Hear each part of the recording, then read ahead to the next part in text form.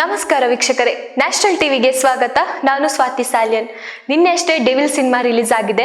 ಸಾಕಷ್ಟು ಈ ಹಿಂದೆ ಏನು ಊಹಾಪೋಹಗಳಿತ್ತು ಈ ಸಿನಿಮಾ ಬಗ್ಗೆ ಅಥವಾ ಅಡೆತಡೆಗಳಿತ್ತು, ಅದನ್ನೆಲ್ಲ ಮೆಟ್ಟಿ ನಿಂತು ನಿನ್ನೆ ಡೆವಿಲ್ ಸಿನಿಮಾ ರಿಲೀಸ್ ಆಗಿ ಸಾಕಷ್ಟು ಒಳ್ಳೆಯ ರೆಸ್ಪಾನ್ಸ್ ಸಿಕ್ಕಿದೆ ಅಂತಾನೆ ಹೇಳ್ಬೋದು.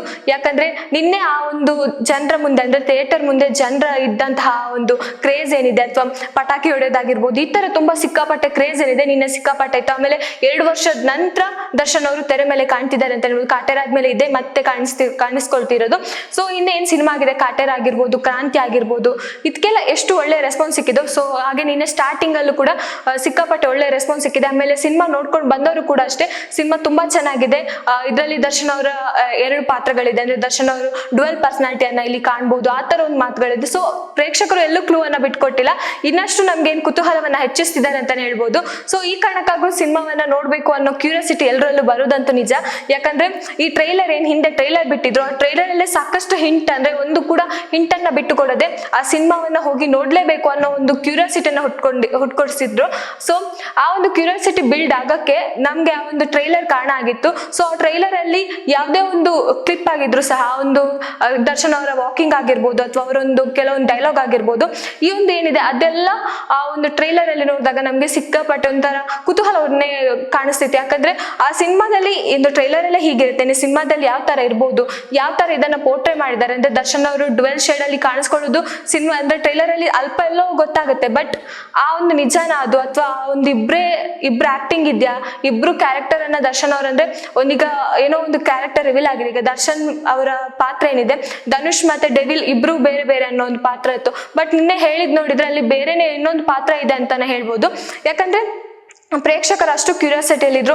ಆಮೇಲೆ ಈ ಒಂದು ಸಿನಿಮಾ ರಿಲೀಸ್ ಆಗೋಕ್ಕಿಂತ ಮುಂಚೆ ಸಾಕಷ್ಟು ತಯಾರಿಗಳನ್ನ ಮಾಡ್ತಿದ್ರು. ಈ ಡೆವಿಲ್ ಸಿನಿಮಾದ ಯಾವಾಗ ಟ್ರೈಲರ್ ರಿಲೀಸ್ ಆಯ್ತೋ ಅವತ್ತಿಂದ ಥಿಯೇಟರ್ ಮುಂದೆ ಹಬ್ಬ ಅಂತಾನೆ ಹೇಳ್ಬೋದು. ಜನಗಳು ಅವರ ಕಟ್ಔಟ್ ಅನ್ನ ನಿಲ್ಸೋದಾಗಿರ್ಬೋದು, ಡಿ ಬಾಸ್ ಅವರ ಜೈಕಾರ ಆಗಿರ್ಬೋದು, ಈ ತರ ಸಾಕಷ್ಟು ವಿಷಯಗಳು ನಡೆದಿತ್ತು. ಬಟ್ ಅವರ ಸಿನಿಮಾಕ್ಕಾಗಿ ಅವರ ಸೆಲೆಬ್ರಿಟೀಸ್ಗಳು ಸಿಕ್ಕಾಪಟ್ಟೆ ಪ್ರಮೋಷನ್ ಮಾಡೋದಾಗಿರ್ಬೋದು, ಡಿ ಬಾಸ್ ಇಲ್ದಿದ್ರು ನಾವು ಪ್ರಮೋಷನ್ ಮಾಡ್ತೀವಿ, ನಾವು ಅವರನ್ನ ಗೆಲ್ಸ್ತೀವಿ ಅನ್ನೋ ಮಾತುಗಳಾಗಿರ್ಬೋದು.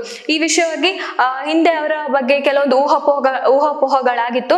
ಜೈಲಲ್ಲಿ ಇರ್ಬೇಕಾದ್ರೆ ಯಾರೋ ಅವರನ್ನ ಮರ್ಡರ್ ಮಾಡಿದ್ರು, ಅಂದ್ರೆ ಮರ್ಡರ್ಗೆ ಹೋಗಿದ್ರು, ಯಾವ್ದೋ ಒಂದು ಮರ್ಡರ್ ವಿಷಯಕ್ಕೆ ಹೋಗಿದ್ರು, ಅಥವಾ ದರ್ಶನ್ ಅವ್ರು ಯಾರ ಮೇಲೆ ಹಲ್ಲೆ ಮಾಡಿದ್ರು, ಈ ತರ ಸಾಕಷ್ಟು ಊಹಾಪೋಹಗಳೇನಿದೆ ಅಲ್ಲಿ ಜೈಲ್ ಒಳಗಿಡ್ಬೇಕಾದ್ರೆ ನಡೆದಿತ್ತು.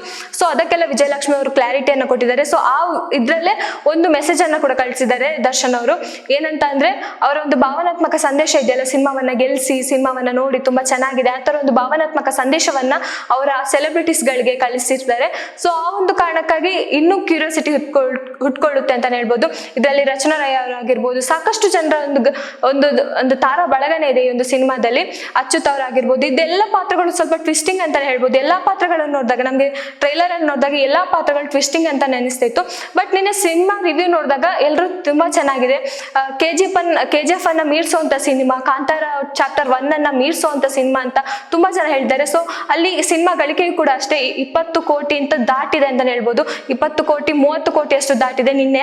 ಇದೇನು ಕಡಿಮೆ ಮಾತಲ್ಲ, ಯಾಕಂದ್ರೆ ಯಾವುದೇ ಒಂದು ಸ್ಟಾರ್ಟಿಂಗ್ ಅಂದ್ರೆ ಫಸ್ಟ್ ಡೇನೆ ಇಷ್ಟೊಂದು ಕಲೆಕ್ಷನ್ ಆಗಿರೋದು ತುಂಬಾ ಕಡಿಮೆ. ಸೊ ನೋಡೋದಾದ್ರೆ ಡೆವಿಲ್ ಸಿನಿಮಾ ನಿನ್ನೆ ಅಷ್ಟೊಂದು ಭರ್ಜರಿ ಕಲೆಕ್ಷನ್ ಅನ್ನ ಮಾಡಿತ್ತು. ಸೊ ಎಲ್ಲಾ ಥಿಯೇಟರ್ ಅಲ್ಲೂ ಕೂಡ ಅಷ್ಟೇ ಸಾಕಷ್ಟು ಪ್ರೇಕ್ಷಕರು ಏನಿದ್ರು, ಸಾವಿರಾರು ಪ್ರೇಕ್ಷಕರು ಆ ಸಿನಿಮಾ ಒಂದು ಶೋ ಮುಗ್ದಾದ್ಮೇಲೂ ಕೂಡ ಅಷ್ಟೇ ಅಲ್ಲಿ ಪ್ರೇಕ್ಷಕರಾಗಿರ್ಬೋದು, ಆ ಒಂದು ಅವರ ಕಟ್ಔಟ್ಗೆ ಹಾಲನ್ನ ಹಾಕೋದಾಗಿರ್ಬೋದು, ಹೂವಿನ ಮಾಲೆ ಹಾಕೋದಾಗಿರ್ಬೋದು, ಅಥವಾ ಏನೇ ಒಂದು ಸಿಚುವೇಶನ್ ಅಂದ್ರೆ ಅವರ ಫೋಟೋವನ್ನ ಹಿಡ್ಕೊಂಡು ಡ್ಯಾನ್ಸ್ ಅನ್ನ ಮಾಡೋದಾಗಿರ್ಬೋದು, ಈ ತರ ಸಾಕಷ್ಟು ಅದಕ್ಕಿಂತ ಮುಂಚೆನೂ ಕೂಡ ಸಾಕಷ್ಟು ಪ್ರಮೋಷನ್ ಕೂಡ ನಡೆದಿದೆ.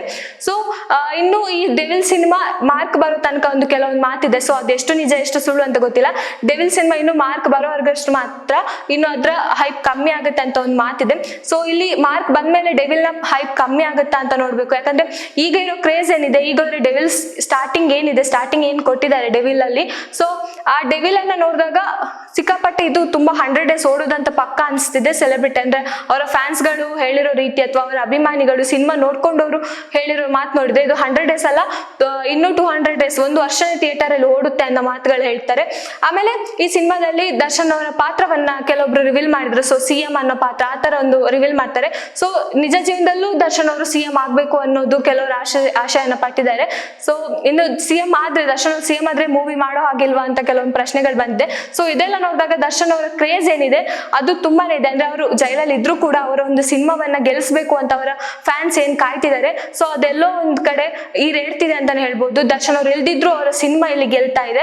ಆಮೇಲೆ ದರ್ಶನ್ ಅವರ ಒಂದು ಹೆಸರಿನಲ್ಲಿ ಪೂಜೆ ಮಾಡಿಸೋದಾಗಿರ್ಬೋದು, ಅಥವಾ ಅವರ ಹೆಸರಿನಲ್ಲಿ ನಿನ್ನೆ ಥಿಯೇಟರ್ಗಳ ಮುಂದೆ ಬಿರಿಯಾನಿ ಊಟಗಳನ್ನ ಮಾಡಿಸೋದಾಗಿರ್ಬೋದು. ಈ ತರ ಒಂದು ಕ್ರೇಜ್ ಫ್ಯಾನ್ಸ್ ಏನಿದೆ ಸಿಕ್ಕಾಪಟ್ಟೆ ಅದು ಸಿನಿಮಾವನ್ನ ಗೆಲ್ಸೋ ರೀತಿಯಲ್ಲಿದೆ. ಸೊ ಈಗ ಸಾಕಷ್ಟು ಕಲೆಕ್ಷನ್ ಆಗಿದೆ. ಇನ್ನು ಈ ದಿನ ಅಂದ್ರೆ ನಿನ್ನೆ ಫಸ್ಟ್ ದಿನನೇ ಅಷ್ಟೊಂದು ಕಲೆಕ್ಷನ್ ಆಗಿತ್ತು, 20 ಕೋಟಿಗಿಂತ ಜಾಸ್ತಿ ಆಗಿದೆ. ಬಟ್ ಇವತ್ತು ಎಷ್ಟು ಕಲೆಕ್ಷನ್ ಆಗುತ್ತೆ, ಇದೇನಾದ್ರೂ ಬ್ಲಾಕ್ ಬಸ್ಟರ್ ಹಿಟ್ ಆಗುತ್ತಾ, ಎಲ್ಲ ಸಿನಿಮಾವನ್ನ ಮೀರಿಸಿ ಇದು ಟಾಪ್ ಅಲ್ಲಿ ಬರುತ್ತಾ, ಅಥವಾ ಮಾರ್ಚ್ ಸಿನಿಮಾ ಬಂದ್ಮೇಲೆ ಅಥವಾ 45 ಇನ್ನು ರಿಲೀಸ್ ಆಗೋಕಿದೆ. ಸೊ ಈ 2 ಸಿನಿಮಾದ ಮುಂದೆ ಅದ್ರ ಹೈಪ್ ಕಮ್ಮಿ ಆಗುತ್ತಾ ಅಂತ ನಾವು ನೋಡ್ಬೇಕು. ಸೊ ಇನ್ನಷ್ಟು ಸುದ್ದಿಗಳಿಗಾಗಿ ನೋಡ್ತಾ ಇರಿ ನ್ಯಾಷನಲ್ ಟಿವಿ. ಧನ್ಯವಾದಗಳು.